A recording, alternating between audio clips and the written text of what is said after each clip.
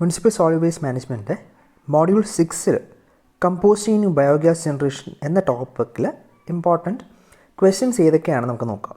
അപ്പോൾ നമുക്കതിനകത്ത് പഠിക്കാനുള്ളത് എന്താണ് ഡിഫറെൻറ്റ് ടൈപ്സ് ഓഫ് കമ്പോസ്റ്റിംഗ്. അതിനകത്ത് 2 ഇമ്പോർട്ടൻറ്റ് പ്രോസസ്സ് ഉണ്ട്, ബാംഗ്ലൂരും ഇൻഡോർ പ്രോസസ്സും. അതേപോലെ അതിൻ്റെ അഡ്വാൻറ്റേജസ് ഡിസഡ്വാൻറ്റേജസ്. പിന്നെ anaerobic digestion of waste. Anaerobic digestion നമുക്കറിയാം, വിത്തൗട്ട് എയറിൻ്റെ പ്രസൻസിലല്ലാതെ എന്താണ് മൈക്രോ ഓർഗാനിക് മാറ്ററിനെ ബ്രേക്ക് ഡൗൺ ചെയ്യുന്നതിനെയാണ് അനറോബിക് ഡൈജഷൻ എന്ന് പറയുന്നത്. അങ്ങനെയാണ് നമ്മൾ എന്ത് ചെയ്യുക, ബയോഗ്യാസ് ജനറേറ്റ് ചെയ്യുന്നത്. അപ്പോൾ ബയോഗ്യാസ് ഡൈജസ്റ്റേഴ്സിൻ്റെ ഫിഗറൊക്കെ വരയ്ക്കാനും ഒക്കെ നമുക്ക് അറിഞ്ഞിരിക്കണം. അപ്പോൾ ഇതും കൂടി ആകുമ്പോൾ നമ്മൾ waste management, municipal solid waste management എല്ലാ കാര്യങ്ങളും നമ്മളിത് കവർ ചെയ്തിട്ടുണ്ടാവും. ഓക്കെ, അപ്പോൾ അതിനകത്ത് വരുന്ന important questions, previous year questions നോക്കിക്കഴിഞ്ഞാൽ നമുക്ക് കമ്പോസ്റ്റിങ്ങിനെ പറ്റി, എന്താണ് കമ്പോസ്റ്റിംഗ്, അതിൻ്റെ അഡ്വാൻറ്റേജസ്, അതുകൂടാതെ ഞാൻ നേരത്തെ പറഞ്ഞ പോലെ ഇൻഡോറും ബാംഗ്ലൂർ പ്രോസസ്സ്, അതിൻ്റെ അഡ്വാൻറ്റേജസ്, അത് ഇൻഡിവിജ്വലായിട്ടും ചോദിക്കാം, അല്ലെങ്കിൽ സെപ്പറേറ്റായിട്ട് അതിൻ്റെ കമ്പാരിസൺ ചോദിക്കാം. അതുകൂടാതെ വരുന്നത് നേരത്തെ പറഞ്ഞ പോലെ ബയോഗ്യാസ് ഡൈജസ്റ്ററിനെ പറ്റിയും അതിൻ്റെ സ്റ്റേജസും അതിൻ്റെ ഒരു sketch വരയ്ക്കാനൊക്കെയാണ്. Additional questions vermi composting പോലൊരു ക്വസ്റ്റ്യൻ കൂടി വന്നിട്ടുണ്ട്, നമുക്കതും കൂടി ഡിസ്കസ് ചെയ്യാം. ഓക്കെ, നമ്മൾ ക്ലാസ്സിൽ ഡിസ്കസ് ചെയ്തിട്ടില്ല ടോപ്പിക്ക് എന്നാലും. അപ്പോൾ അതിനകത്ത് ആദ്യത്തെ ടോപ്പിക്ക് കമ്പോസ്റ്റിംഗ് ആണ്. അപ്പോൾ കമ്പോസ്റ്റിംഗ് എന്താണ് നമുക്ക് നോക്കാം. കമ്പോസ്റ്റിംഗ് എന്ന് പറയുന്നത് transformation of organic materials through decomposition in to a സോയിലേക്ക്. കമ്പോസ്റ്റ് എന്ന മെറ്റീരിയലിലേക്ക് കൺവേർട്ട് ചെയ്യുന്നതാണ്. എങ്ങനെയാണ് കൺവേർട്ട് ആവുന്നത്?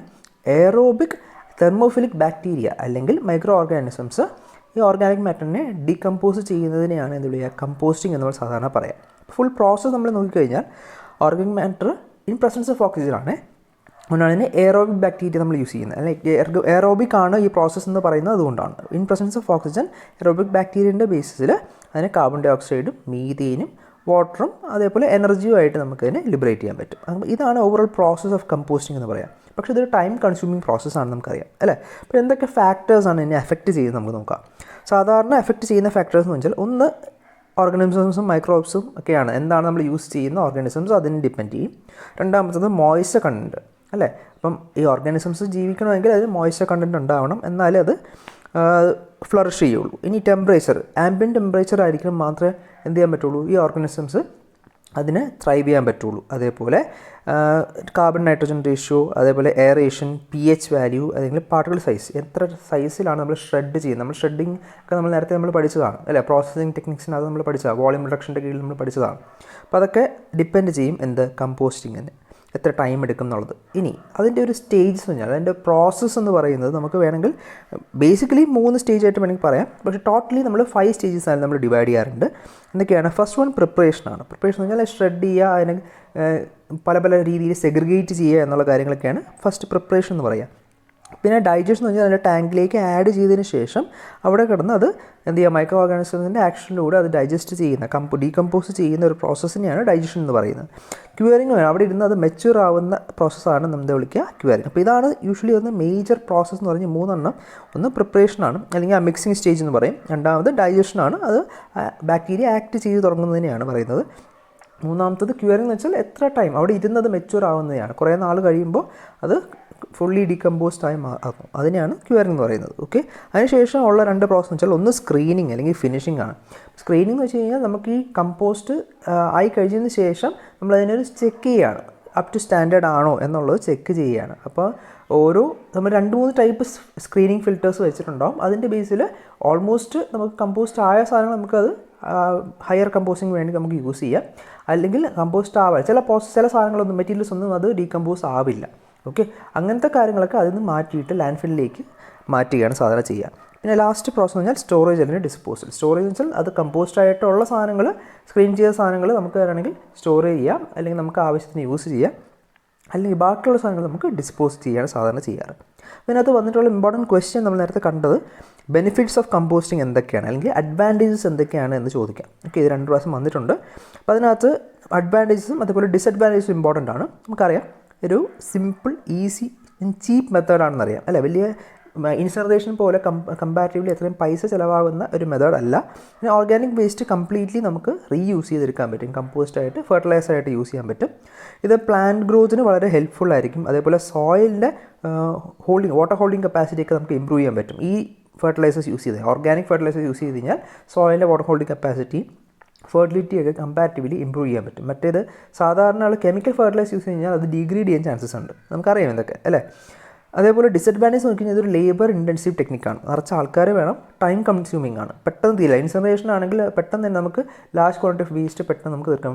ലാൻഡ്ഫിൽ ആണെങ്കിൽ നമുക്ക് പെട്ടെന്ന് തന്നെ ലാർജ് ക്വാണ്ടിറ്റി ഓഫ് വേസ്റ്റ് നമുക്ക് ഡംപ് ചെയ്യാൻ പറ്റും. പക്ഷേ ഇത് ടൈം കൺസ്യൂമിംഗ് ആണ്, കുറച്ചായിട്ട് പതുക്കെ ചെയ്യാൻ പറ്റുള്ളൂ. പിന്നെ depend on ambient temperature, weather, എത്രമാത്രം ഏരിയ, ലാൻഡ് ഏരിയ അവൈലബിൾ ആണ്, ഇതൊക്കെ ഡിപ്പെൻഡ് ചെയ്യും. ഇനി ഇതൊരു സ്ലോ പ്രോസസ്സ് ആയതുകൊണ്ടും അത് കുറേ നാൾ ഒരിടത്ത് വച്ചേക്കേണ്ട ആവശ്യമുള്ളത് കൊണ്ടും അത് അട്രാക്ട്സ് ഇൻസെക്ട്സ്. പിന്നെ ഓർഡർ പ്രോബ്ലം ഉണ്ട് അല്ലേ, അവിടെ ആ സ്ഥലത്തൊന്നും നമുക്ക് പെട്ടെന്ന് വേറെ ആൾക്കാർക്കൊന്നും വരാൻ പറ്റാത്തൊരു അവസ്ഥ വരും. അപ്പോൾ അങ്ങനത്തെ ഇഷ്യൂസൊക്കെ ഇവിടെ കമ്പോസ്റ്റിങ്ങിന് ഉണ്ട്. അപ്പം അതിൻ്റെ അഡ്വാൻറ്റേജസും ഡിസഡ്വാൻറ്റേജസും നോക്കുക, വളരെ ഇമ്പോർട്ടൻ്റ് ആണ്. അതേപോലെ ഡിഫറെൻറ്റ് ടൈപ്സ് ഓഫ് കമ്പോസ്റ്റിംഗ് ഉണ്ട്. ഈ കമ്പോസ്റ്റിംഗ് പല ടൈപ്പ് നമ്മൾ ചെയ്യാൻ പറ്റും. അത് ബേസ്ഡ് ഓൺ എന്തൊക്കെ രീതിയിൽ പ്രിപ്പയർ ചെയ്യുന്നു, എന്ത് ടൈപ്പ് മൈക്രോ ഓർഗാനിസംസ് ആണ് യൂസ് ചെയ്യുന്നത്, എന്ത് ടൈപ്പ് കണ്ടെയ്നേഴ്സ് ആണ് യൂസ് ചെയ്യുന്നത്, അതൊക്കെ ഡിപ്പെൻഡ് ചെയ്യും. ഓക്കെ, അപ്പോൾ അത് ഉള്ള 4 ടൈപ്പാണ് ഇമ്പോർട്ടൻ്റ് ആയിട്ട് വരുന്നത്. ഒന്ന് വിൻഡ്രോ കമ്പോസ്റ്റിംഗ് ആണ്. വിൻഡ്രോ കമ്പോസ്റ്റിംഗ് എന്ന് പറഞ്ഞാൽ ഏറ്റവും ലീസ്റ്റ് എക്സ്പെൻസീവ് ആയിട്ട് ഏറ്റവും കോമൺ ആയിട്ട് നമ്മൾ യൂസ് ചെയ്യുന്ന മെത്തേഡാണ്.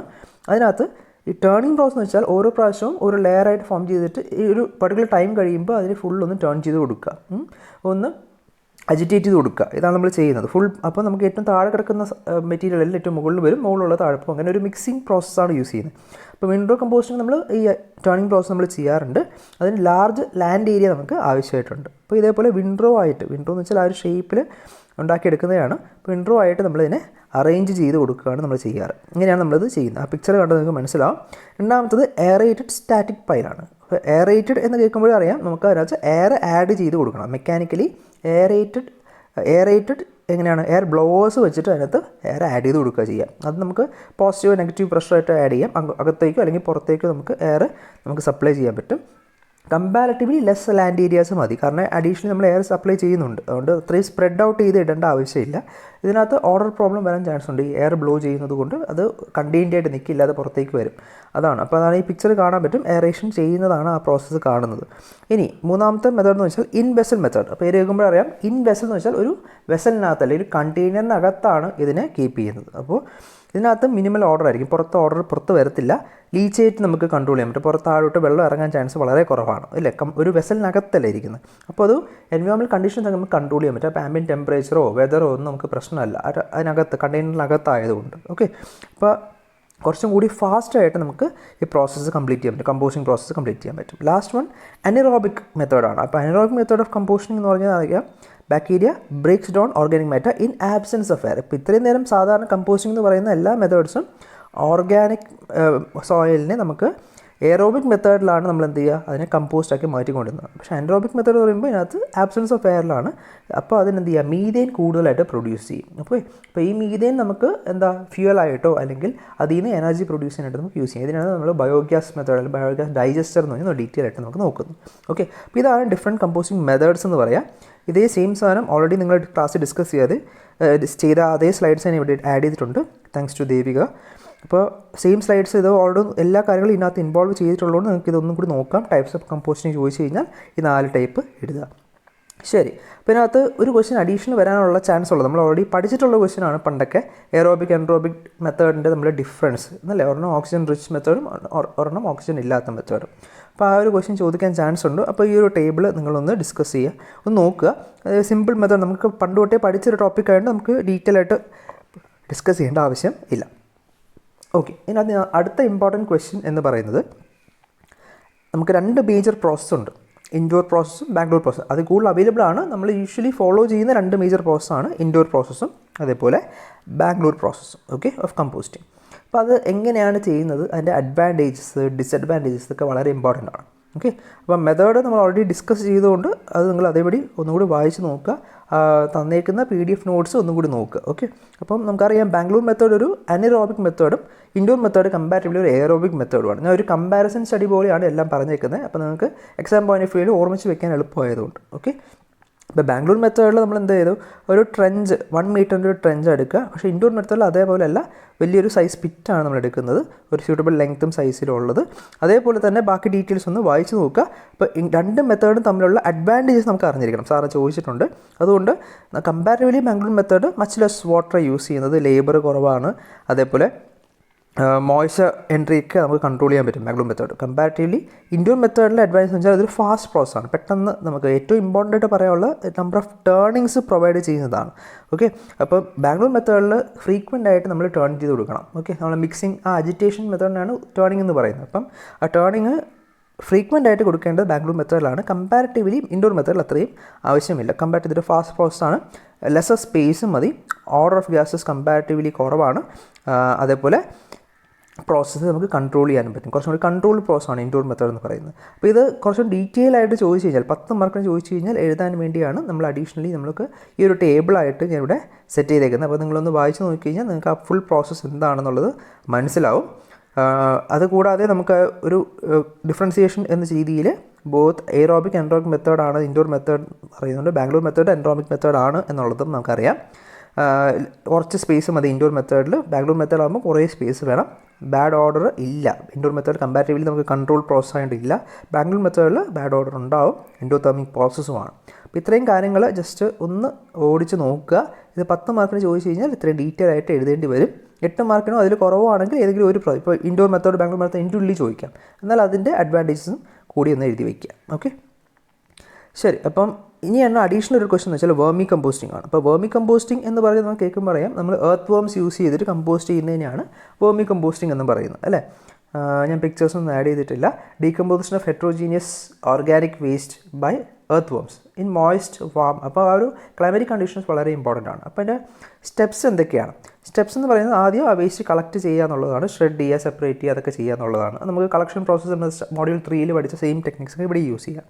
എന്ത് ചെയ്യുക? ഇതിന് പ്രിപ്പറേഷൻ ഓഫ് എർത്ത് വേം ബെഡ്. ഈ എർത്ത് വേം ത്രൈവ് ചെയ്യാനായിട്ട് അതിനൊരു പ്രത്യേകം മോയ്സ്ചർ കൺട്രോളും ടെമ്പറേച്ചർ കൺട്രോളൊക്കെ വേണം. അപ്പോൾ അതിനുള്ള ഒരു ബെഡ് പ്രിപ്പയർ ചെയ്യുക. ഒരു കോൺക്രീറ്റ് ബേസിൽ നമുക്ക് വേംസ് വളരാനുള്ള രീതിയിൽ ആവശ്യമുള്ള വാട്ടറിംഗ് ഒക്കെ പ്രൊവൈഡ് ചെയ്യുക, ഡിസോൾവ് ന്യൂട്രിയൻസ് ഒക്കെ കൊടുക്കുക.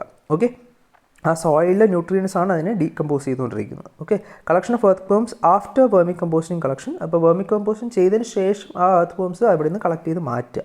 ഓക്കെ, ലാസ്റ്റ് വൺ ഇതിനെ സ്റ്റോർ ചെയ്യുക എന്നുള്ളതാണ്. അപ്പോൾ ഇതാണ് ഒരു സ്റ്റെപ്പ് ബൈ സ്റ്റെപ്പ് പ്രോസസ്സ് എന്ന് പറയാം വേർമി കമ്പോസ്റ്റിങ്ങിൻ്റെ. ഓക്കെ, നമ്മൾ ബേസിക്കലി എല്ലാ വീട്ടിലൊക്കെ നമ്മൾ ചെയ്യാൻ പറ്റുന്ന ഒരു പ്രോസസ്സാണ് വേർമി കമ്പോസ്റ്റിംഗ് എന്ന് അറിയാം. ഇതിൻ്റെ അഡ്വാൻറ്റേജസ് എന്തൊക്കെയാണ്? Increases the moisture content and nutrient retention of the soil. It provides efficient conversion of organic waste. Completely നമുക്ക് അതിനെ ഓർഗാനിക് വേസ്റ്റ് നമ്മൾ കമ്പോസ്റ്റ് ആയിട്ട് മാറ്റാൻ പറ്റും.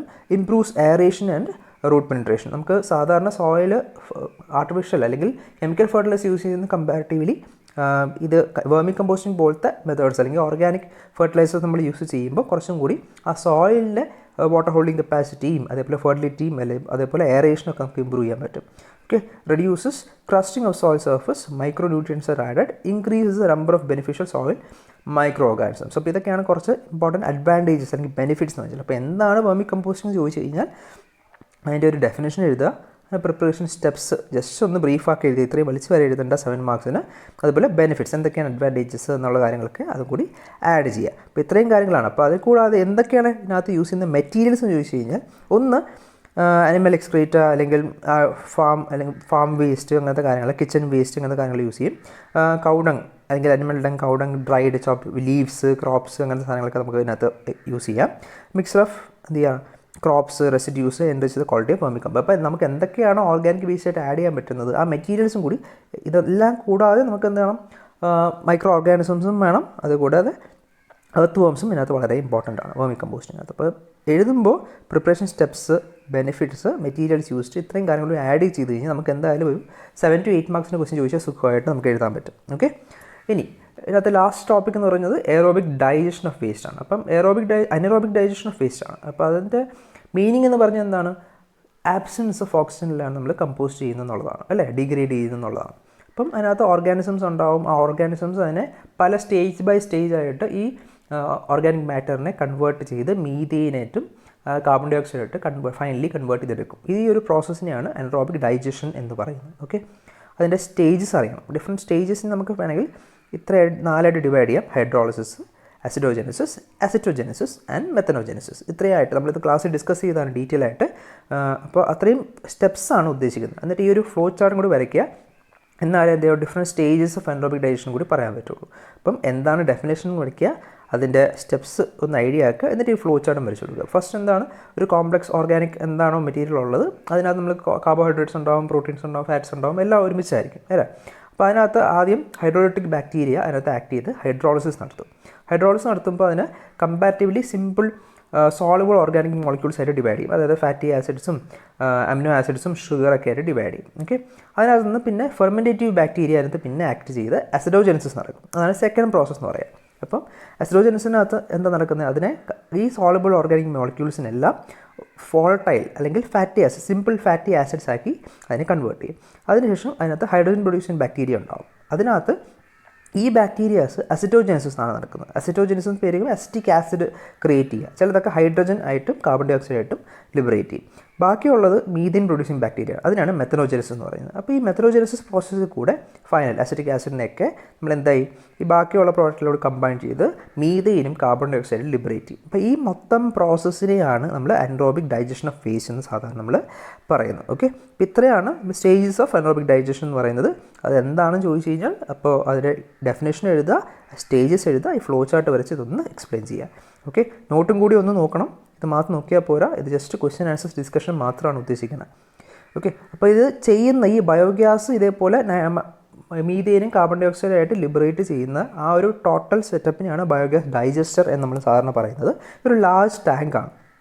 ഓക്കെ, ഡീകമ്പോസിഷൻ അല്ലെങ്കിൽ ബ്രേക്ക് ഡൗണിന് വേണ്ടി ഓർഗാനിക് മാറ്ററിനെ ബ്രേക്ക് ഡൗൺ ചെയ്യാൻ യൂസ് ചെയ്യുന്ന ഒരു വലിയൊരു ടാങ്കാണ്. അതിന് ഏറ്റവും അവസാനം എൻ പ്രോഡക്റ്റ് എന്ന് പറഞ്ഞാൽ ബയോഗ്യാസ് ലിബറേറ്റ് ചെയ്യുക എന്നുള്ളതാണ്. Okay, it is called digester because organic matter is eaten and digested by bacteria to produce biogas. Okay, അപ്പോൾ ഇത്രയും കാര്യങ്ങളാണ് ബയോഗ്യാസ് ഡൈജസ്റ്റിനെ പറ്റി നമുക്ക് പറയാൻ പറ്റുന്നത്. ഓക്കെ, അത് കൂടാതെ നമ്മൾ ചോദിച്ചേക്കുന്നത് എന്താണ്, ഒരു ബയോഗ്യാസ് ഡൈജസ്റ്റിനെ വരച്ച് എക്സ്പ്ലെയിൻ ചെയ്യുക എന്നുള്ളതാണ് അല്ലേ. അപ്പോൾ ഏറ്റവും എളുപ്പത്തിൽ വരയ്ക്കാൻ വേണ്ടിയാണ് ഈ ഒരു പിക്ചർ വരച്ചേക്കുന്നത്. നിങ്ങൾക്ക് അത് യൂസ് ചെയ്യാം.